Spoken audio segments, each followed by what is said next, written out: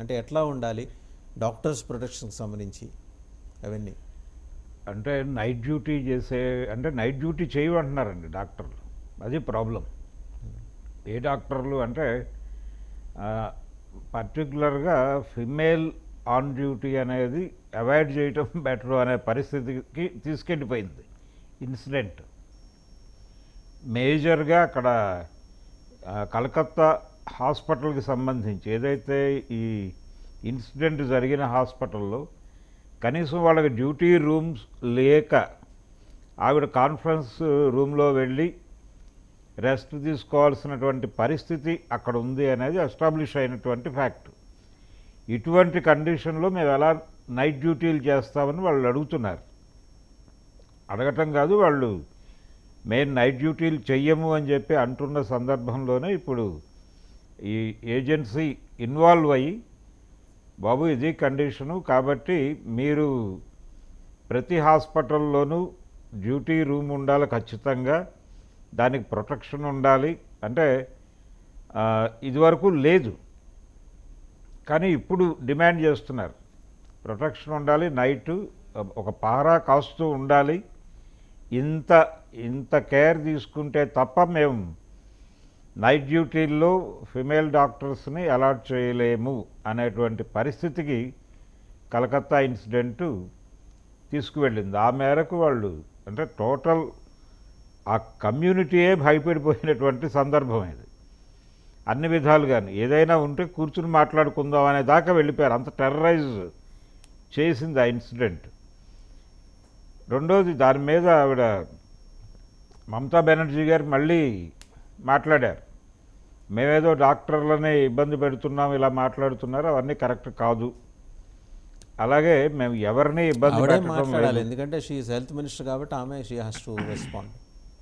అవును, ఆవిడ చెప్పారు క్లియర్గా, మేము ఏ డాక్టర్ని ఇబ్బంది పెట్టలేదు, ఇది కావాలంటే మీరు వెరిఫై చేసుకోవచ్చు అని కూడా ఆవిడ ఒక ప్రకటన ఇచ్చారు. రెండో వైపు కలకత్తాలోను వెస్ట్ బెంగాల్లోనూ నిరసన ప్రదర్శనలు చేసినటువంటి కాలేజీలు స్కూళ్ళు వాళ్ళందరికీ కూడా నోటీసులు సర్వ్ అయిపోయినాయి. అటు నోటీసులు సర్వ్ చేస్తున్నారు, యువతల వైపున మేము ఎవరిని ఏమీ అంటం లేదంటున్నారు. ప్రధానంగా భద్రత ఏర్పాటు చేసినప్పటికీ ఇక్కడ జరిగిన ఇన్సిడెంట్ గొడవ వేరు, దీనిలో పొలిటికల్ ఇన్వాల్వ్మెంట్ ఉంది అనేది ఎవరు హైలైట్ చేయట్లేదు. ఇది ప్రమాదం. ఖచ్చితంగా రాజకీయపరమైనటువంటి ఇది ఉన్నప్పుడు అక్కడ భద్రత ఉన్నప్పటికీ ఆ భద్రతను పక్కకి తప్పిస్తారు. స్టేట్ స్పాన్సర్డ్ మర్డర్స్ ఎలా జరుగుతాయో మనకు చాలా క్లియర్గా చాలా ఎగ్జాంపుల్స్ ఉన్నాయి. ఒక ఆపరేషన్ చేసేటప్పుడు హెయిర్ రిమూవ్ చేసినట్టుగా ఎక్కడైతే హత్య జరగాలని అనుకుంటుందో అధికార యంత్రాంగం, అక్కడ ఉన్నటువంటి భద్రతా వలయాన్ని మొత్తాన్ని కూడా అక్కడి నుంచి తరలించేస్తారు. తరలించి క్లీన్ చేసి ఎవరైతే ఆ క్రైమ్ చేయాలో వాళ్ళని ప్రవేశపెట్టి ఆ హత్య కానీ లేకపోతే అత్యాచారం కానీ అవి జరిపించి వెళ్ళిపోయిన తర్వాత ఒక 10 నిమిషాలు వాళ్ళు అక్కడి నుంచి ఎస్కేప్ అయ్యారు అనే విషయం కన్ఫర్మ్ అయిన తర్వాత మాత్రమే మళ్ళీ భద్రతా వ్యవస్థ వచ్చి కంగారు పడుతుంది. అయ్యో ఒక్క 10 నిమిషాలు అనివార్యమైన పరిస్థితుల్లో బయటకు వెళ్లాల్సి వచ్చింది, ఇలా జరిగిందా అని. అది వంగవీటి రంగా హత్యప్పుడు చూసాం, చాలా చోట్ల చాలా సందర్భాల్లో చూసాం మనం. ఇది అదే జరుగుతుంది ఇప్పుడు భద్రతా వ్యవస్థని. ఇప్పుడు వీళ్ళు కోరినట్టుగా మెడికల్ సిబ్బంది కోరినట్టుగా, పర్టికులర్గా ఫిమేల్ మెడికల్ సిబ్బంది, మాకు అక్కడ పోలీసు వ్యవస్థ పెట్టండి, సాయుధుల్ని పెట్టండి, సాయుధ పహారా పెట్టండి, ఇన్ని కోరినా అవన్నీ గ్రాంట్ చేసి వాళ్ళు అలాట్ చేసినప్పటికీ అక్కడ యంత్రాంగం, హాస్పిటల్కి నిర్వాహక వర్గము, ప్రభుత్వము గనక అనుకుంటే, ఎందుకు అనుకున్నారు? ఇప్పుడు జరిగిన ఇన్సిడెంట్లో రకరకాల విషయాలు అమ్మాయికి తెలుసు. ఎవరైతే అక్కడ విక్టిమ్ ఉన్నారో ఆవిడకి చాలా క్లియర్గా అక్కడ జరుగుతున్న చాలా యాక్టివిటీస్కి సంబంధించిన అనేక విషయాలు తెలుసు ఆవిడకి. డ్రగ్ సర్క్యులేషన్ దగ్గర నుంచి మెడికల్ మాఫియా ఇన్వాల్వ్మెంట్ దాకా ఇప్పుడు ఆల్రెడీ ప్రతి కొనుగోలు మీద ఒక అబ్జర్వేషన్ పెట్టాలి అని కేంద్ర ప్రభుత్వం అనుకుంటున్నటువంటి పరిస్థితి. ఆల్రెడీ దానికి సంబంధించిన ఆడిటింగ్ రిపోర్టులు వ్యవహారాలు కూడా చెక్ చేస్తున్నారు. అంటే చాలా సీరియస్గానే చాలా విషయాలు ఆవిడ నోటీస్లో ఉన్నాయి. ఆవిడ మాట్లాడే ప్రయత్నం చేశారు కాబట్టి జరిగింది. ఇది వాంటెడ్గా డిజైన్డ్ మర్డర్ అంతే. ఇదేదో అంటే భద్రతా వ్యవస్థ ఎప్పుడు పెడతారో అక్కడ ఏదన్నా అనుకోకుండా జరిగితే ఇవి కూడా నిజానికి అక్కడ డ్యూటీ రూమ్ లేదు, ఇవన్నీ కూడా సరి చేసుకోవాల్సినటువంటివే. కానీ వీటన్నిటికంటే కూడా సరి చేసుకోవాల్సింది ఈ పొలిటికల్ ఇన్వాల్వ్మెంట్. దీని మీద కొంచెం సీరియస్ మూమెంట్ జరగాల్సినటువంటి అవసరం ఉంది. అంటే పార్టీలకు అతీతంగా, కూటములకు అతీతంగా జరగాల్సి ఉంది. ఇక్కడ చాలా విచిత్రమైన కండిషన్ ఏంటంటే మమతా బెనర్జీ గారు ఒక రకంగా ఆవిడ ఇండి కూటమిలో ఉండటము అనేది, ఇప్పుడు ఆవిడని ఏమైనా అంటే అక్కడ బీజేపీకి మనం ఎక్కడ వేళ్ళునుకునే అవకాశం కల్పిస్తామేమో అనే భయంతో చాలామంది నోరు విప్పడానికి జంకుతున్నారు విషయం తెలిసి. అంటే అక్కడ జరుగుతున్న క్రైమ్ ఏమిటో తెలిసి, విషయం తెలిసి మాట్లాడటానికి జంకటం ఏ కారణం చేతైనా కావచ్చు. బీజేపీకి మీరు రూట్ మ్యాప్ ఇచ్చినట్టుగా అవుతుందని భయపడుతున్నారు. ఎందుకు భయపడాలి? ముందు దాన్ని ఇష్యూగానే చూడండి.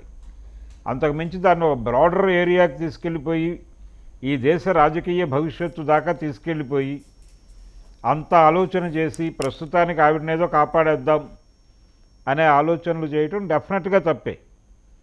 అందుకని ఈ జరుగుతున్నటువంటి వ్యవహారంలో రాష్ట్ర ప్రభుత్వ జోక్యము, ముఖ్యంగా హెల్త్ మినిస్టర్ జోక్యము, హోంమంత్రి జోక్యము, ముఖ్యమంత్రి గారు ఆ రెండు శాఖలు నిర్వహించే క్రమంలో చేస్తున్నటువంటి పొరపాట్లు. అంటే అక్కడ ముగ్గురు మమతా బెనర్జీల మధ్య ఆ గందరగోళం ఉందండి. హోంమంత్రి మమతా బెనర్జీ ఒక నిర్ణయం తీసుకుంటారు, హెల్త్ మినిస్టర్ మమతా బెనర్జీ ఒక నిర్ణయం తీసుకుంటారు. ఈ రెండింటి నిర్ణయాలని మరి ముఖ్యమంత్రి మమతా బెనర్జీ మళ్ళీ విభేదిస్తారు. రకరకాల కాన్ఫ్లిక్ట్స్ ఉన్నాయి అక్కడ. ఉన్నాయి. అయితే ఒక ఏకసూత్రత కూడా ఉంటుంది వీటి మధ్య. అంటే హెల్త్ మినిస్టర్ని కాపాడుకోవటం అనేది హోంమంత్రి గారి బాధ్యత. హోంమంత్రిని, హెల్త్ మినిస్టర్ని కాపాడుకునే బాధ్యత ముఖ్యమంత్రి గారికి. ఇలా ఒక అంతఃసూత్రం కూడా ఉంది వాళ్ళ మధ్య.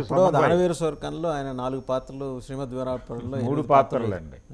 దానవీర స్వర్గంలో 3, విరాట పర్వంలో 5, శ్రీమద్ విరాట్ పర్వంలో 5 చేశారు. అవును. ఆ తర్వాత మళ్ళీ త్రిపాత్ర అభినయం చేస్తున్నది మమతా బెనర్జీనే. మళ్ళీ ఈ మధ్యకాలంలో ఎవరు లేరు. ఆవిడ నిజంగా అంటే చాలా సంఘర్షణకు లోనవుతున్నారు. ఇష్యూని అడ్రస్ చేసే క్రమంలో దాన్ని మరి బాధితుల వైపు ఎట్లా నిలబడాలి, నిందితులను ఎలా కాపాడుకోవాలి, వాళ్ళ చుట్టూ చైనా వాళ్ళు ఎలా నిర్మించాలి, ఇట్లాంటి కీలకమైన అంశాల మీద ఎక్కువ ఫోకస్ చేయడం అనేది రాను ఇష్యూ కాంప్లికేట్ అయ్యేలా చేస్తుంది. అది ఒక అంశం. అయితే ఈ ప్రజా సంఘాలు కూడా, అక్కడ ఉన్నటువంటి ప్రజా సంఘాలు కూడా తృణమూల్ కాంగ్రెస్కి వ్యతిరేకంగా వెడితే ఇది బీజేపీకి ఫేవర్గా మారుతుందా సన్నివేశం అని అనుమానించి మౌనంగా ఉండిపోవటం అనే విచిత్రమైన పరిస్థితి బెంగాల్లో చూస్తున్నాం. అప్పుడు ఆ ప్రజా సంఘాలు ఫెయిల్ అయినాయి కాబట్టే ఛాత్ర విద్యార్థి పరిషత్ ముందరకు వచ్చింది కదండి, independent of all political parties. 7,000 మంది జమ అయ్యారు ఒక 10 నిమిషాల పిలుపులో. అవును. అంటే ఏ స్థాయిలో అక్కడ ప్రొటెస్ట్ ఉందనేది మనం అర్థం చేసుకోవచ్చు. అందుకని ఇమ్మీడియట్గా ఇప్పుడు రాహుల్ గాంధీ గారు కావచ్చు, వీళ్ళు సోనియా గాంధీ గారు, వీళ్ళు ఖండన ప్రకటనలు సాంప్రదాయంగా ఇచ్చారు. కానీ నిజానికి అక్కడికి వెళ్ళి ఏం జరుగుతోంది అని మాట్లాడే ప్రయత్నం చేయొచ్చు కదా. ఆ ఇన్సిడెంట్ మామూలు ఇన్సిడెంట్ కాదు అది. ఇప్పుడు ఐఎంఏ అక్కడ ఏదో భద్రత ఏర్పాటు చేయమని చెప్పేసింది, చేతులు దులిపేసుకుంటారు. రేపు ఒక 4 కానిస్టేబుళ్ళని అపాయింట్ చేస్తారు. ఒక 3 షిఫ్టుల్లో 4 కానిస్టేబుళ్ళు ఉంటారు. కావాలంటే ఆ కాన్ఫరెన్స్ రూమ్నే డ్యూటీ రూమ్గా మార్చేస్తారు. అంతా చేసేస్తారు, పెద్ద ఇష్యూ కాదు అది. కానీ ఇలాంటి సందర్భం భవిష్యత్తులో వస్తే అక్కడ మెడికల్ మాఫియా ఇన్వాల్వ్మెంట్ గురించి, అలాగే డ్రగ్ సరఫరా సంబంధించి ఆవిడ ఏదైతే ఎలిగేషన్స్ చేసి దాన్ని ప్రపంచం దృష్టికి తీసుకువెళ్ళాలనుకున్నారో, ఇలాగే ఇంకొక డాక్టర్ ఎవరైనా ప్రయత్నం చేస్తే అప్పుడు ఈ భద్రతా వ్యవస్థ పటిష్టంగా పనిచేయకుండా చేయటానికి పొలిటికల్ ఇన్వాల్వ్మెంట్ ఉంది అక్కడ. దాని మీద చర్చ జరగకుండా మిగిలినవి ఏం చేసినా కానీ అవి వర్కౌట్ అవుతాయి అనేటువంటి నమ్మకం ఎవరికి లేదు. లేనప్పుడు ఐఎంఏ చెప్పినటువంటి వాటిని పాటించడానికి వాళ్ళకి పెద్ద ఇబ్బంది ఏం లేదు. రేపే రావచ్చు. రేపే 4 సాయుధ గార్డులను అక్కడ నియమించేటువంటి ఛాన్స్ ఉంది. ఇమ్మీడియట్గా దీన్ని ఏదో పద్ధతిలో మీరు అడిగారు మేము చేశాం, ఇంక ఈ విషయాన్ని క్లోజ్ చేసేయండి అనే టోన్లో వెళ్ళిపోవడానికి ప్రభుత్వం సర్వసన్నద్ధంగా ఉంది. పశ్చిమ బెంగాల్ తృణమూల్ కాంగ్రెస్ ప్రభుత్వం ఎక్కడైనా సరే తప్పు జరిగినప్పుడు దాన్ని తప్పుగా అంగీకరించి ఆ తప్పుగా ఎవరు బాధ్యులైనా కానీ వారు తనవారైనా పరాయి వారైనా తమ కూటమైనా వేరే కూటమైనా వాళ్ళని నిలబెట్టి కడిగాల్సినటువంటి అవసరం ప్రజా జీవితంలో ఉన్నటువంటి ప్రతి ఒక్కరికి ఉంటుంది. ఆ బాధ్యత గుర్తెరగటంలో భారత రాజకీయ వ్యవస్థలో గందరగోళం నెలకొంది. దాన్ని కొంచెం ప్రక్షాళన చేసుకోవాల్సిన అవసరం అయితే కనిపిస్తోంది బెంగాల్ వ్యవహారానికి సంబంధించి అయితే.